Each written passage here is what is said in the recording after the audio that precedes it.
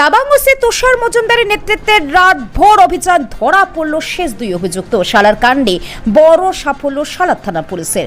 অবশেষে নাবালিকা নির্যাতন মামলায় সব অভিযুক্তই পুলিশের জালে। ঘটনায় মোট 5 জনের নামে অভিযোগ দায়ের হয়েছিল এবং ধারাবাহিক তদন্তের পর 5 জনকেই গ্রেপ্তার করতে সক্ষম হয়েছে শালার থানা পুলিশ।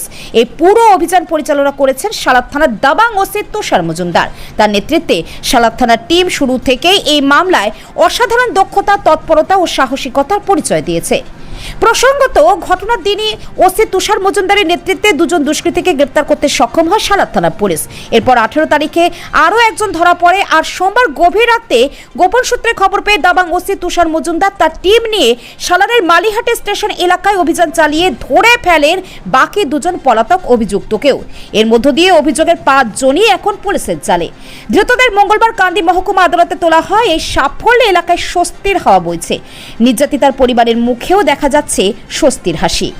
স্থানীয়দের মতে শালার থানা পুলিশ যেভাবে কাজ করেছে তাতে বোঝা যায় তারা শুধু দায়িত্বশীল নয়, সত্যিকারের ন্যায়ের রক্ষক। ঘটনার দিন থেকেই মামলাটিকে গুরুত্ব দিয়ে রাত দিন এক করে মাঠে নেমে কাজ করে গেছেন দাবাং ওসি তুষার মজুমদার ও তার টিম। তাদের এই নিরলস পরিশ্রম, সাহসিকতা ও মানবিকতার ফলেই অবশেষে 5 অভিযুক্তই ধরা পড়েছে পুলিশের হাতে।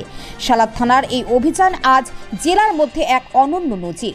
এলাকায় ফিরেছে স্বস্তি, আর পুলিশের প্রতি সাধারণ মানুষের আস্থা আরও একবার মজবুত হলো। গত 6 তারিখে 6-10-25 তারিখে শালার থানার অন্তর্গত কুলুরি নামক একটা জায়গায় খুব একটা খারাপ ঘটনা, গণধর্ষণের খারাপ ঘটনা ঘটে গেছিল।